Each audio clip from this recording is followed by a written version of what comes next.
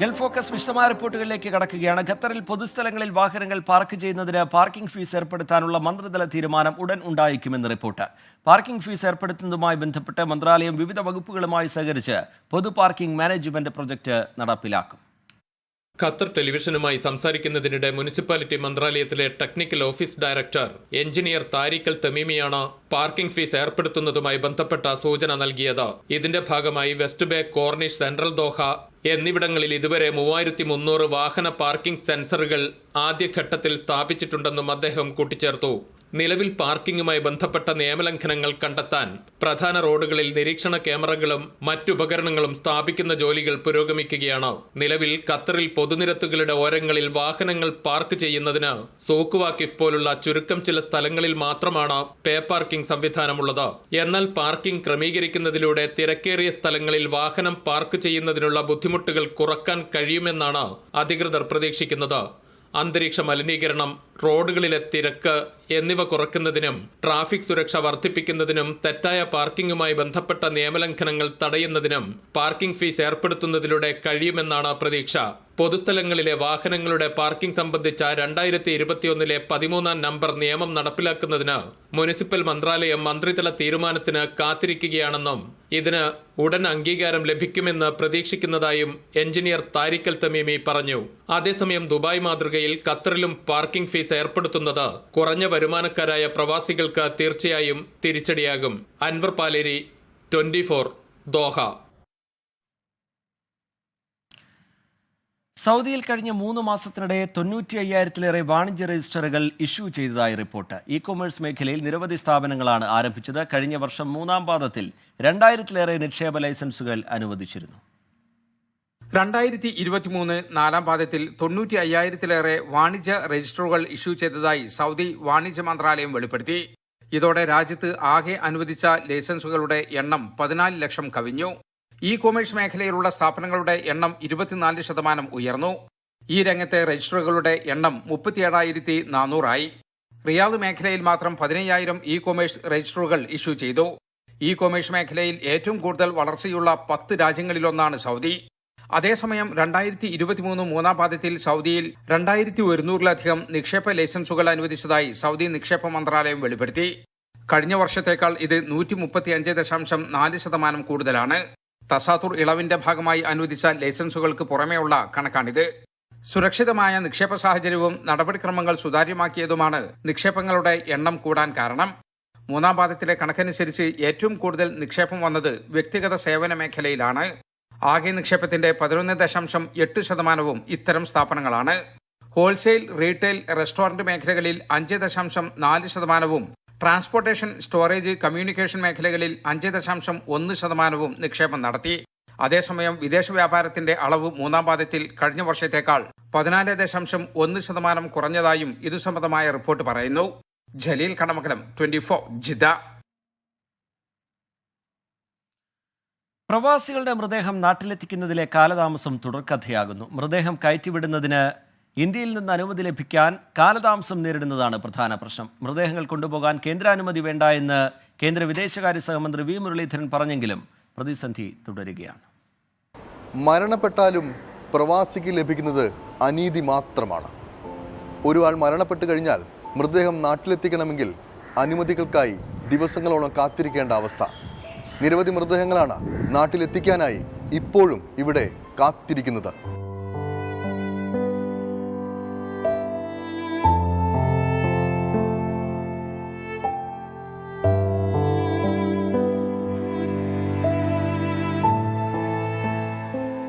ഗൾഫിൽ മരിച്ച പ്രിയപ്പെട്ടവരെ അവസാനമായി കാണാനായി നാട്ടിലുള്ളവരുടെ കാത്തിരിപ്പാണ് പുതിയ തീരുമാനം മൂലം നീളുന്നത്.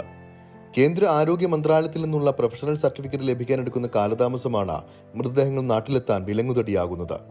നേരത്തെ നടപടിക്രമങ്ങൾ പൂർത്തിയാക്കി എളുപ്പത്തിൽ മൃതദേഹം നാട്ടിലെത്തിക്കാൻ സാധിച്ചിരുന്നുവെങ്കിൽ ഇപ്പോൾ ദിവസങ്ങളോളം കാത്തിരിക്കേണ്ട അവസ്ഥ. മൃതദേഹങ്ങൾ കൊണ്ടുപോകാൻ കേന്ദ്ര അനുമതി വേണ്ട എന്ന് കേന്ദ്ര വിദേശകാര്യ സഹമന്ത്രി വി മുരളീധരൻ തന്നെ കഴിഞ്ഞ ദിവസം അറിയിച്ചുവെങ്കിലും പ്രതിസന്ധി ഇപ്പോഴും തുടരുകയാണ്. പ്രാക്ടിക്കൽ ഡിഫിക്കൽറ്റി എന്താണെന്ന് വെച്ചാൽ നമ്മൾ ഈ മൃതദേഹം മോർച്ചറിയിൽ നിന്നൊക്കെ റിലീസാക്കിയതിന് ശേഷം ഫ്ലൈറ്റ് വരെ ബുക്ക് ചെയ്തിട്ടാണ് ഈ അപ്രൂവലിന് വേണ്ടി അയക്കുന്നത്. ഈ അപ്രൂവൽ കിട്ടാൻ വൈകുന്നതോടുകൂടി ആ ഫ്ലൈറ്റ് പോവും. പിന്നെ അതേ ഫ്ലൈറ്റ് അതേ നമ്പർ ഫ്ലൈറ്റ് തിരിച്ചു വരുന്നവരെ നമ്മൾ വെയിറ്റ് ചെയ്യേണ്ടി വരും. അപ്പോൾ അത്രയും ഡിലേ ഈ അപ്രൂവൽ കിട്ടാൻ വേണ്ടിയിട്ട് നമുക്ക് തടസ്സമാവുന്നുണ്ട്. ഒരുപാട് ആളുകൾ ഇങ്ങനെ ഈ അപ്രൂവൽ കിട്ടാനുള്ള ഡിലേ കാരണം പ്രയാസപ്പെടുന്നുണ്ട്. ഒക്കെ സാമൂഹ്യ പ്രവർത്തകർ ഇടപെട്ടിട്ടാണ് ഇതൊക്കെ ചെയ്തു കൊടുക്കുന്നത്. ഇതേപോലുള്ള ഡിലേകൾ സാമൂഹ്യ പ്രവർത്തകർക്ക് പോലും വലിയ തലവേദനയായിട്ട് മാറുകയാണ്. ഇതിനു പുറമെ ഇവിടെ മരിക്കുന്ന ആളുകളുടെ മൃതദേഹങ്ങൾ FOC അഥവാ ഫ്രീ ഓഫ് കോസ്റ്റ് സംവിധാനത്തിലൂടെ അയക്കാനുള്ള സൗകര്യവും ഇപ്പോൾ ലഭിക്കുന്നില്ല. ഇത്തരത്തിൽ അനൂപ് എന്ന പ്രവാസിയുടെ മൃതദേഹം ഇവിടെ പെട്ടുപോയത് 17 ദിവസമാണ്.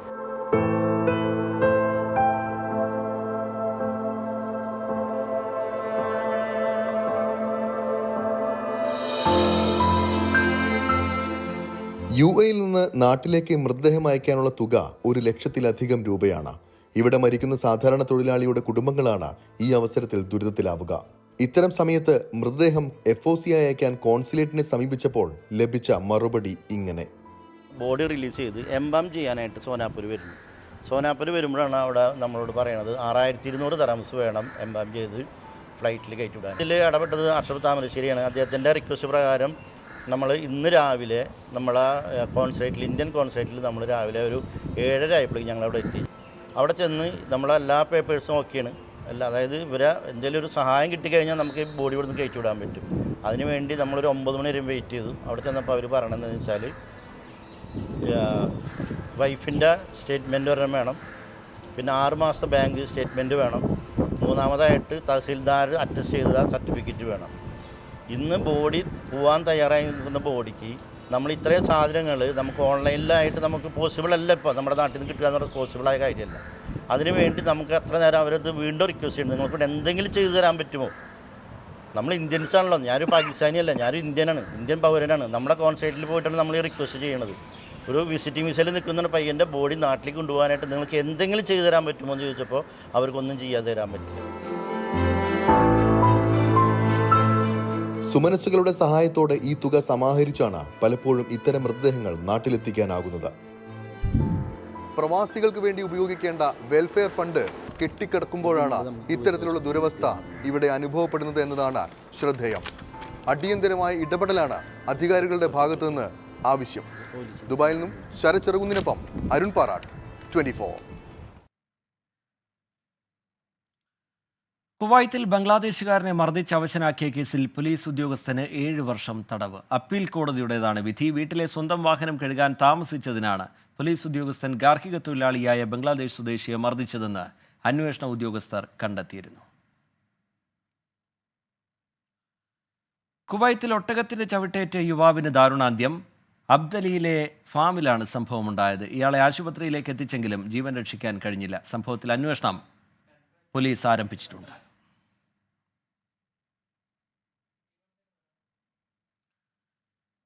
ദുബായിൽ നടക്കുന്ന 2ാമത് അന്താരാഷ്ട്ര ആയുഷ് സമ്മേളനത്തിനും പ്രദർശനമേളയ്ക്കുമുള്ള ഒരുക്കങ്ങൾ പൂർത്തിയായി. ജനുവരി 13 മുതൽ 15 വരെ ദുബായ് വേൾഡ് ട്രേഡ് സെന്ററിലാണ് സമ്മേളനം നടക്കുന്നത്. ആയുഷ് ചികിത്സാ രീതികൾ പ്രോത്സാഹിപ്പിക്കുക എന്ന പ്രമേയത്തിലാണ് 3 ദിവസത്തെ ആയുഷ് സമ്മേളനവും പ്രദർശനവും സംഘടിപ്പിക്കുന്നത്. വിട്ടുമാറാത്ത സാംക്രമികേതര രോഗങ്ങൾക്കുള്ള ഫലപ്രദമായ ആരോഗ്യ പരിരക്ഷാ സംവിധാനമായി ആയുഷിനെ അവതരിപ്പിക്കുകയാണ് സമ്മേളനത്തിന്റെ ലക്ഷ്യം. ഇന്ത്യൻ വിദേശകാര്യ സഹമന്ത്രി വി മുരളീധരൻ സമ്മേളനം ഉദ്ഘാടനം ചെയ്യും. ആയുർവേദം, യോഗയും പ്രകൃതി ചികിത്സയും, യുനാനി, സിദ്ധ, ഹോമിയോപ്പതി എന്നീ ആരോഗ്യ ശാസ്ത്ര ശാഖകളുമായി ബന്ധപ്പെട്ടവർ സമ്മേളനത്തിൽ പങ്കെടുക്കും. 50-ലധികം ചർച്ചകളും 300-ലധികം ഗവേഷണ പ്രബന്ധങ്ങളുടെ അവതരണവും സമ്മേളനത്തിന്റെ ഭാഗമായി നടക്കും. 30-ലധികം രാജ്യങ്ങളിൽ നിന്നുള്ള 1300-ലേറെ പ്രതിനിധികൾ സമ്മേളനത്തിന്റെ ഭാഗമാകുമെന്നും സംഘാടകർ ദുബായിലെ ഇന്ത്യൻ കോൺസുലേറ്റിൽ നടത്തിയ വാർത്താ സമ്മേളനത്തിൽ അറിയിച്ചു. ആയുഷ് മേഖലയിൽ നിന്നുള്ള പ്രദർശനങ്ങൾക്കായി 100-ലധികം സ്റ്റോളുകൾ സമ്മേളനത്തിന്റെ ഭാഗമായി ഒരുക്കുന്നുണ്ട്. ആയുഷ് സംവിധാനങ്ങളെക്കുറിച്ച് പൊതുജന അവബോധം സൃഷ്ടിക്കുന്നതിനായി 3 ദിവസവും വൈകുന്നേരങ്ങളിൽ ബോധവൽക്കരണ പരിപാടികൾ ഉണ്ടാകുമെന്നും സംഘാടകർ വ്യക്തമാക്കി. 24 ദുബായ്. സൊമാലിയൻ തീരത്ത് നാവികസേനയുടെ ചരിത്ര ദൗത്യം. കടൽക്കൊള്ളക്കാർ റാഞ്ചിയ ലൈബീരിയൻ കപ്പൽ ഇന്ത്യൻ നാവികസേന മോചിപ്പിച്ചു. കമാൻഡോകളുടെ താക്കീതിൽ ഭയന്ന് കടൽക്കൊള്ളക്കാർ പിന്മാറിയെന്ന് നാവികസേന അറിയിച്ചു. കപ്പലുടൻ സൊമാലിയൻ തീരം വിടും. ഇന്ത്യൻ നാവികസേനയുടെ മണിക്കൂറുകൾ നീണ്ട ദൗത്യത്തിനൊടുവിലാണ് കടൽക്കൊള്ളക്കാർ റാഞ്ചിയ MV ലില നോൾഫോക് കപ്പൽ മോചിപ്പിച്ചത്. ഏറ്റുമുട്ടലിലേക്ക് കടക്കാതെ കമാൻഡോകൾ നൽകിയ മുന്നറിയിപ്പിൽ കടൽക്കൊള്ളക്കാർ കപ്പൽ ഉപേക്ഷിച്ചു പോയെന്ന് നാവികസേന അറിയിച്ചു. 15 ഇന്ത്യക്കാർ ഉൾപ്പെടെ 21 ജീവനക്കാരും സുരക്ഷിതർ. ഇന്നലെ വൈകിട്ടാണ് സൊമാലിയൻ തീരത്ത് വെച്ച് ആയുധധാരികളായ 6 സംഘം കപ്പൽ റാഞ്ചിയെന്ന് നാവികസേനയ്ക്ക് സന്ദേശം ലഭിച്ചത്. പിന്നാലെ നാവികസേനാ വിമാനം കപ്പലിന്റെ ചലനദിശ നിരീക്ഷിച്ചു. വൈകിട്ടോടെ യുദ്ധക്കപ്പൽ INS ചെന്നൈയിൽ നിന്ന് ഹെലികോപ്റ്ററിൽ കമാൻഡോകൾ ചരക്ക് കപ്പലിനെ വളഞ്ഞു.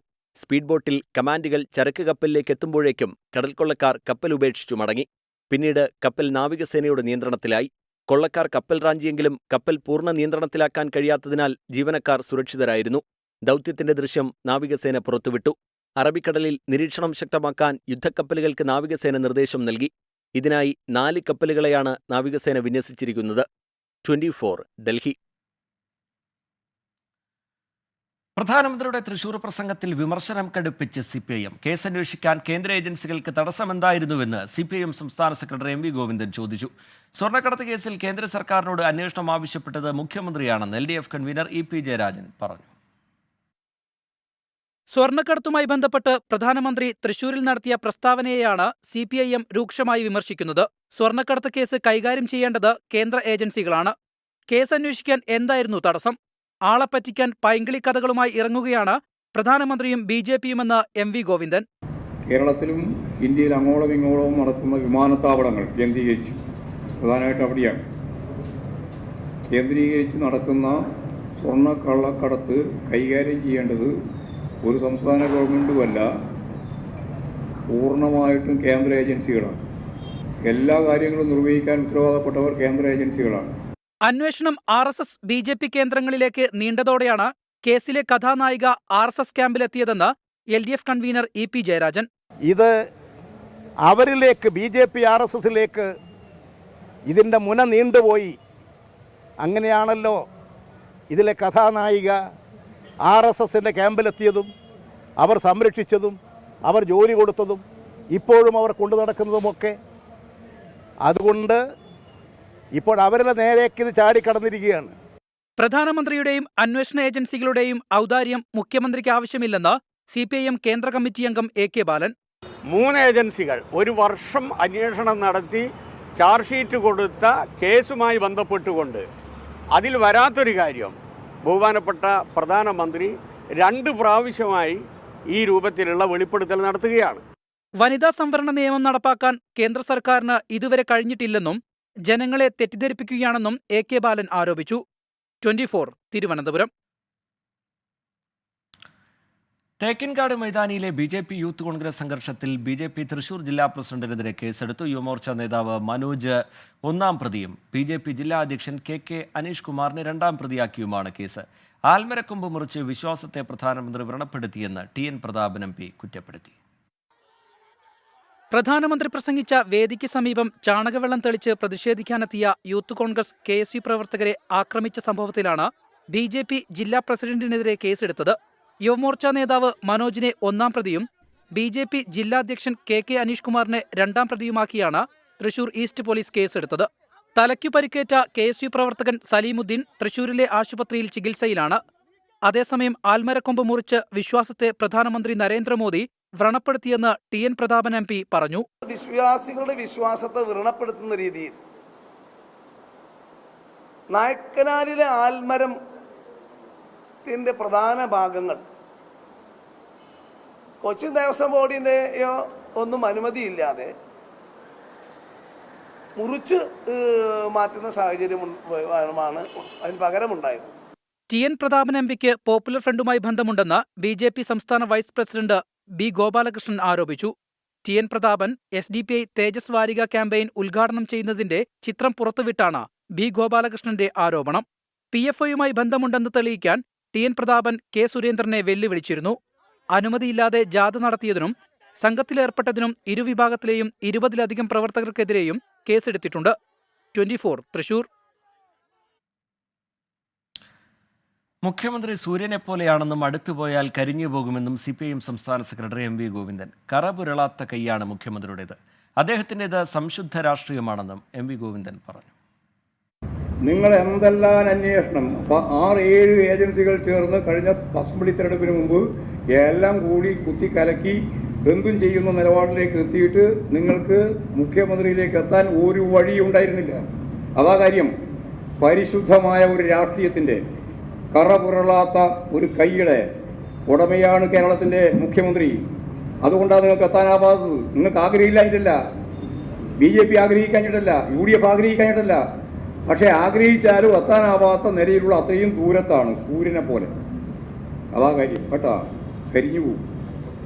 വാർത്തകളിലേക്ക് വീണ്ടും. പോലീസിനെ കടന്നാക്രമിച്ച കണ്ണൂരിലെ CPIM. പഴയങ്ങാടി മർദ്ദനക്കേസിലെ അറസ്റ്റും വിജിൻ MLA-യോടുള്ള മോശം പെരുമാറ്റവുമാണ് പ്രകോപനത്തിന് കാരണം. കളക്ടറേറ്റ് പരിസരത്ത് ബോധപൂർവം പ്രകോപനം ഉണ്ടാക്കിയത് പോലീസ് എന്ന് LDF കൺവീനർ EP ജയരാജൻ കുറ്റപ്പെടുത്തി. SIക്കെതിരെ സിറ്റി പോലീസ് കമ്മീഷണർ അന്വേഷണത്തിന് ഉത്തരവിട്ടു. കണ്ണൂർ ACPക്കാണ് അന്വേഷണ ചുമതല. ആഭ്യന്തര വകുപ്പിനെതിരായ തുടർ പരാതികളിൽ മിതത്വം പാലിച്ച കണ്ണൂർ പാർട്ടി ഒടുവിൽ ന്യായീകരണ ലൈൻ കൈവിട്ടു. പഴയങ്ങാടിയിലെ കരിങ്കൊടി പ്രതിഷേധക്കാരെ മർദ്ദിച്ച കേസിൽ DYFI പ്രവർത്തകരെ വ്യാപകമായി വീടുകയറി പിടികൂടിയതും വിജിൻ MLA-ക്ക് സമരവേദിയിൽ കണ്ണൂർ ടൗൺ SI-യോട് പോരടിക്കേണ്ടി വന്നതുമാണ് ഒടുവിലത്തെ പ്രകോപനം. മർദ്ദനക്കേസിൽ പഴയങ്ങാടിയിലെ പാർട്ടിയിൽ അതൃപ്തി പുകഞ്ഞതോടെ നേരിട്ടിറങ്ങി CPIM ജില്ലാ സെക്രട്ടറി MV ജയരാജൻ. കേസെടുത്ത പോലീസിനോട് കേസെടുത്തത് കൊണ്ട് ഞങ്ങൾക്ക് പ്രത്യേകിച്ച് കലിപ്പൊന്നുമില്ല, പക്ഷേ ഇത് ശരിയാണോ എന്ന് നിങ്ങളൊന്ന് ആലോചിക്കണം. പോലീസ് രാജിന് നിന്നുതരില്ലെന്ന് Madayi area secretary V Vinod. ഉൾപ്പെടെയുള്ളവരും ഇത് കർത്തവ്യമൂഢന്മാരെ പോലെ നിന്നതിന്റെ ഫലമായിട്ടാണ് ഇങ്ങനെ ഒരു അപകടകരമായിട്ടുള്ള സ്ഥിതിവിശേഷത്തിലേക്ക് നാട് പോയത് എന്ന് ഞങ്ങൾക്ക് അഭിപ്രായമുണ്ടായിരുന്നു. വിജിൻ MLA-യെ പ്രകോപനമില്ലാതെ കണ്ണൂർ ടൗൺ SI അപമാനിച്ചുവെന്നാണ് പാർട്ടിയിലെ പൊതുവികാരം. ഗുരുതര വീഴ്ച മറയ്ക്കാൻ പോലീസ് പ്രകോപനമുണ്ടാക്കിയെന്ന് LDF കൺവീനർ EP ജയരാജൻ. അത് പോലീസിൻ്റെ ഭാഗത്ത് വന്ന വീഴ്ച വന്നു. ആ വീഴ്ചയെ മറച്ചു വെക്കാൻ അവിടെ പ്രകോപനമുണ്ടാക്കുകയാണ് ഇവിടുത്തെ പോലീസ് ഉദ്യോഗസ്ഥൻ സബ് ഇൻസ്പെക്ടർ ചെയ്തത്. KGNA സമരത്തിൽ പങ്കെടുത്ത 100-ലധികം പേർക്കെതിരെ ഗുരുതര വകുപ്പുകൾ ചുമത്തി കേസെടുത്തതിലും പാർട്ടിയിൽ അതൃപ്തിയുണ്ട്. 24 കണ്ണൂർ. KSU സംസ്ഥാന കൺവീനർ അൻസിൽ ജലീലിന് വ്യാജ സർട്ടിഫിക്കറ്റ് ഇല്ലെന്ന് പോലീസ്. ദേശാഭിമാനിയിൽ വന്ന വാർത്തയുടെ അടിസ്ഥാനത്തിൽ നൽകിയ പരാതിയിൽ കഴമ്പില്ലെന്നും കേസ് അവസാനിപ്പിക്കുകയാണെന്നും പോലീസ് കോടതിയെ അറിയിച്ചു. വ്യാജ സർട്ടിഫിക്കറ്റ് ഉണ്ടാക്കിയ ദേശാഭിമാനിക്കെതിരെ അന്വേഷണം നടത്തണമെന്ന് KSU ആവശ്യപ്പെട്ടു. SFI സംസ്ഥാന secretary PM Arsho, SFI Kayamkulam area പ്രസിഡന്റായിരുന്ന നിഖിൽ തോമസ് തുടങ്ങിയ നേതാക്കൾക്കെതിരെ ആരോപണങ്ങൾ ഉയർന്ന ഘട്ടത്തിലാണ് KSU സംസ്ഥാന കൺവീനർക്കെതിരെയും പരാതി വന്നത്. അൻസിൽ ജലീൽ കേരള യൂണിവേഴ്സിറ്റിയുടെ വ്യാജ ബിരുദ സർട്ടിഫിക്കറ്റ് നിർമ്മിച്ചെന്നായിരുന്നു പ്രചാരണം. ദേശാഭിമാനിയിൽ വന്ന വാർത്തയുടെ അടിസ്ഥാനത്തിൽ അജിത് അജയ് എന്നയാൾ കേരള യൂണിവേഴ്സിറ്റിക്ക് പരാതി നൽകി. തിരുവനന്തപുരം കന്റോൺമെന്റ് പോലീസ് പരാതിയിൽ കേസ് രജിസ്റ്റർ ചെയ്യുകയും ചെയ്തു. അൻസിലിനെതിരെ ഗുരുതര വകുപ്പുകൾ ചുമത്തി അന്വേഷണം നടത്തിയെങ്കിലും ഒരു തെളിവും ലഭിച്ചില്ല. ഇതോടെയാണ് കേസ് അവസാനിപ്പിക്കുന്നുവെന്ന് പോലീസ് തിരുവനന്തപുരം ജുഡീഷ്യൽ 1ാം ക്ലാസ് മജിസ്ട്രേറ്റ് കോടതിയെ അറിയിച്ചത്. ഇപ്പൊ എനിക്കറിയാത്തവർ ഏതോ ഒരു അൻസിൽ ജലീലിന്റെ പേര് പറഞ്ഞൊരു സർട്ടിഫിക്കറ്റ് വന്നു. അന്ന് ഞാൻ പറഞ്ഞു ആ അൻസിൽ വല്ല SFIയിൽ പ്രവർത്തിക്കുന്ന ഏതൊരു അൻസിലായിരിക്കും, ഞാനല്ല എന്ന് വളരെ വ്യക്തമായി പറഞ്ഞു. പക്ഷേ ഞാനാവണം എന്ന് തീരുമാനിച്ചതുപോലെയായിരുന്നു. SFIയുടെ നേതാക്കന്മാർ ഉൾപ്പെടെ ചാനലുകളിൽ വന്നിരുന്നു. നിങ്ങളെല്ലാവരും കാണും. ആ സമയത്ത് ചാനലുകളിലും SFIയുടെ ആൾക്കാരെല്ലാവരും പ്രതി ഞാനാവണം, അല്ലെങ്കിൽ എന്നിലൂടെ KSU പ്രസ്ഥാനമാവണം, പ്രതിക്കൂട്ടിലെത്തണം എന്നവർ വളരെ വ്യക്തമായി അവർ നടത്തിയൊരു ഗൂഢാലോചനയുടെ ഫലമായിരുന്നു. അൻസിൽ ജലീലിന് പോലീസ് ക്ലീൻ ചിറ്റ് നൽകിയതിന് പിന്നാലെയാണ് വ്യാജ സർട്ടിഫിക്കറ്റ് ഉണ്ടാക്കിയെന്ന് കാണിച്ച് ദേശാഭിമാനിക്കെതിരെ KSU DGPക്ക് പരാതി നൽകിയത്. വാർത്ത വ്യാജമാണെന്ന് പോലീസ് തന്നെ റിപ്പോർട്ട് നൽകിയതോടെ പാർട്ടിയുടെയും ദേശാഭിമാനിയുടെയും വാദങ്ങൾ കൂടിയാണ് പൊളിഞ്ഞത്. 24 ആലപ്പുഴ. തട്ടം വിവാദത്തിൽ സംസ്ഥാന നേതാവ് ഉമർ ഫൈസി മുക്കത്തിനെതിരെ കേസെടുത്ത കോഴിക്കോട് നടക്കാവ് പോലീസ്. വനിതാ അവകാശ പ്രവർത്തക VP സുഹറയുടെ പരാതിയിലാണ് നടപടി. കേസ് തീർപ്പാക്കിയതാണെന്ന് ഉമർ ഫൈസി മുക്കം പറഞ്ഞു. വാദം തള്ളി പരാതിക്കാരി VP സുഹറയും രംഗത്തെത്തി. മതസ്പർദ്ധ ഉണ്ടാക്കൽ, മതവികാരം വ്രണപ്പെടുത്തൽ എന്നീ വകുപ്പുകൾ പ്രകാരമാണ് കേസ്. എന്നാൽ താൻ പറയാത്ത കാര്യങ്ങളാണ് പ്രചരിച്ചതെന്നും തട്ടമിടാത്തവർ അഴിഞ്ഞാട്ടക്കാരികളാണ് എന്ന പരാമർശം നടത്തിയിട്ടില്ല എന്നും ഉമർ ഫൈസി മുക്കം പറഞ്ഞു. തട്ടമിട്ട് അഴിഞ്ഞാടാൻ ആരെയും അനുവദിക്കില്ല എന്നാണ് പറഞ്ഞത്. മതത്തിന്റെ കാര്യമാണ് പറഞ്ഞതെന്നും കേസ് നേരത്തെ തീർപ്പാക്കിയതാണെന്നും ഉമർ ഫൈസി 24നോട് പറഞ്ഞു. പരാമർശത്തിൽ ഞാൻ അങ്ങനെ തട്ടമയച്ച സ്ത്രീകളൊക്കെ അയ്യാട്ടക്കാരിയാണെന്നുള്ളൊരു വാക്കിന്റെ ചാനൽ ഓടിച്ചു വെക്കുന്ന അറിയാലോ, ഞങ്ങളത് പറഞ്ഞിട്ടേ ഇല്ലല്ലോ. അവരൊന്നുണ്ടാക്കി പറഞ്ഞു, നമ്മളെന്താക്കാനാ? അത് ഞാൻ പോലീസ് വിളിച്ചു ഞാൻ പറയും ചെയ്ത്. അതേസമയം കേസ് തീർപ്പാക്കിയിട്ടില്ലെന്ന് പരാതിക്കാരി VP സുഹറ 24നോട് പ്രതികരിച്ചു. പോലീസ് നടപടിയിൽ സന്തോഷമുണ്ട്. നിയമ നടപടിയുമായി ഏതറ്റം വരെയും പോകുമെന്നും VP സുഹറ. ഏതായാലും മുസ്ലിം സ്ത്രീകളുടെ ഒരു അഭിമാനത്തിന്റെ പ്രശ്നമാണല്ലോ ഇത്. അഭിമാനം അന്തസ്സായിട്ട് ജീവിക്കാൻ എല്ലാവർക്കും അവകാശമില്ലേ? അടുത്തോന്നിടക്ക് ചീട്ടുവെക്കുന്നൊന്നും കേട്ട് കാര്യം സഹിക്കേണ്ട ആവശ്യമൊന്നുമില്ലല്ലോ. ഇതിന്റെ തുടർ നടപടികളുമായിട്ട് മുന്നോട്ട് പോകും. മുന്നോട്ട് പോകും, എന്ത് വില കൊടുത്ത് പോകും മുന്നോട്ട്.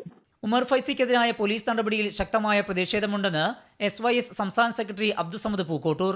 നോൺ ബെയിലബിളായി ഇങ്ങനെ കേസെടുക്കുക എന്നൊക്കെ പറയുമ്പോൾ ഒരു പണ്ഡിതൻ ഒരുപക്ഷെ മതനിയമം പറഞ്ഞിട്ടുണ്ടാവും. അത് പക്ഷേ അദ്ദേഹത്തിൻ്റെ വാചകത്തിൽ അദ്ദേഹം പറഞ്ഞ വാചകം ഞാൻ ഓർക്കുന്നത്, അഴിഞ്ഞാട്ടക്കാരാണ് തട്ടം ധരിക്കാത്തത്. സ്വാഭാവികമായും മതനിയമങ്ങൾ പാലിക്കാത്തവർ മതപരമായ നിയമത്തിൻ്റെ ചട്ടക്കൂട് പൊളിച്ച് പുറത്തു പോകുന്നവരാണ് എന്ന അർത്ഥത്തിലായിരിക്കാം അദ്ദേഹം പറഞ്ഞിട്ടുള്ളത്. അത് അദ്ദേഹം ആരെയും ദ്രോഹിക്കാൻ വേണ്ടിയോ അതല്ലെങ്കിൽ അവരെ അപമാനിക്കാൻ വേണ്ടിയോ ഒരാളെ പേരെടുത്ത് പറഞ്ഞല്ലോ, പൊതുകാര്യം പറഞ്ഞതാണെന്ന് ഞാൻ മനസ്സിലാക്കുന്നു. BP സുഹറ മതസ്പർദ്ധ ഉണ്ടാക്കി എന്നാരോപിച്ച് സംസ്ഥാന യുവജന വിഭാഗമായ SYSഉം നല്ലളം സ്കൂളിലെ PTA പ്രസിഡന്റ് ഷാഹുൽ ഹമീദും നൽകിയ പരാതിയും നിലനിൽക്കുന്നുണ്ട്. 24 കോഴിക്കോട്. Gulf focus പൂർത്തിയാവുകയാണ്. നമസ്കാരം.